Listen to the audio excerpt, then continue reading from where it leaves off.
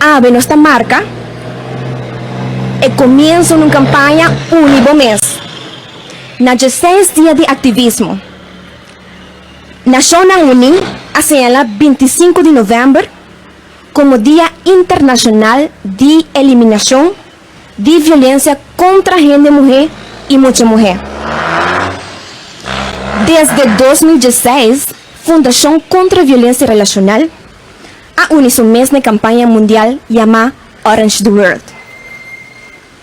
Manera de costumbre, Gobierno de Aruba, FCVR y demás instancias ta uni junto para poder iluminar nos vestidos cantor de en color de oranje, como señal que nos, como pueblo de Aruba, ta uni su mesna campaña mundial.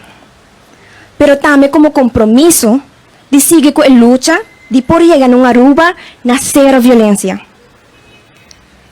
La violencia contra gente, mujer y mucha mujer ta sigue un obstáculo para poder alcanzar igualdad, paz, desarrollo y igualdad de derechos humanos.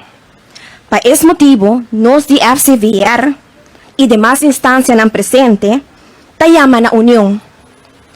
Univo mes, pero no solamente de palabra, sino como compromiso y de corazón y toma acción.